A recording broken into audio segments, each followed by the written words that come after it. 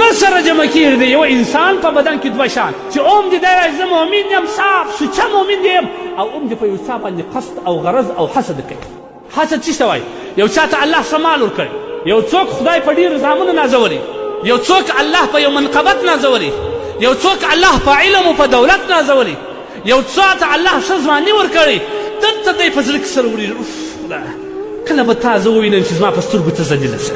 تا موږ ته یې لرې دی هلته یې تربور په ښه مټه کې تېر سه دې داسې ورته ووایي برابر ته بڼه بڼه بڼه یو څه بڼه ورته ووایي هلته نه اوسنه دلته په سینه کې سره جوړ شي. د حاسد سړی اوله غټ ځان ته زیان دا رسوي چې خپل نفس وځي، خپل نفس وځي. چاته چې الله نعمت ورکړی دی، چاته الله جایداد ورکړی دی، الله پیسې ورکړی دی، الله عزت ورکړی دی، الله علم ورکړی دی، خدای جل جلاله اولادونه ورکړي دي، زندګي الله ور برابر کړې ستا په څه ته ولې سوځې که نه؟ ته خو به خوشحاله سه.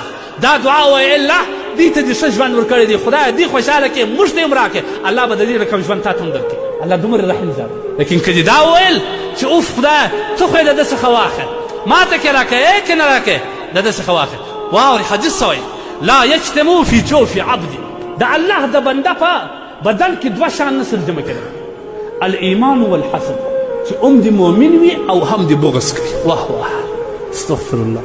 دا د الله د رسول فیصله نه سره جمع کېږي د یو انسان په بدن کې دوه شیان چې هم دې دی راشي زه مؤمن یم صاف سوچه مؤمن یم او هم دې په یو چا باندې قصد او غرض او حسد کوي. نو معلوم خبره چې د دې په ایمان کې کافي داسې بل ځای کې د الله رسول ایاکم والحسد د خدای بندګانو د حسد څخه ځان وساتئ. ان الحسد یأکل الحسنات کما تأکل النار الحطب. خبردار د حسد او د عناد او د چا د ضد څخه ځان وساته. دغه ضد د انسان داسې نیکۍ خوري، المنځونه چې دې کړي دي، عبادتونه چې دې کړي دي، دعاوې چې دې غوښتې دي، هغه حجونه چې دې کړي دي، هغه عمرې چې دې کړي دي، تلاوتونه چې کړي داسې کشي داسې خوري لکه تیز اور ته چې وچ بوټي وراچېدې لمبه پر ګرځي داسې دې حسنات خوري.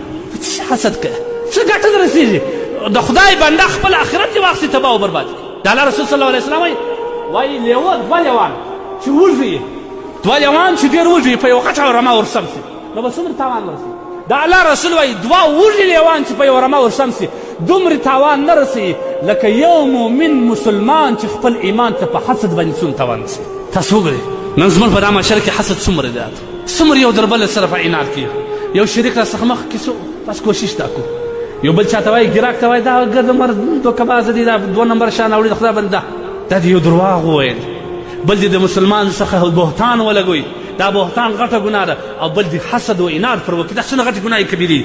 په دا ګناه کبیره باندې زموږ معاشره ټول اختر قصد موږ کوو. که یو مسلمان ته الله جل جلاله یو نعمت ورکړي موږ پکې د حاسد کتابونه لیکي، د حاسد سړي څونه ګناه په یو وخت کې د خدای د امر مخالفت کې. الله وایي لا تحاسدوا، حسد مه کوئ، خپل نیکان سوځئ په دې حسد باندې.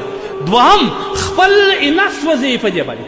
او دریم داسې ګناه باندې اخته دی چې هېڅ فایده یې درته نه رسېږي. دا زموږ معاشره که زموږ سره د آخرت فکر پیدا سي، زما او ستا د آخرت فایدې ټول په حسد باندې ځي، بیا موږ کوو هېڅکله به بیا نه وکړو.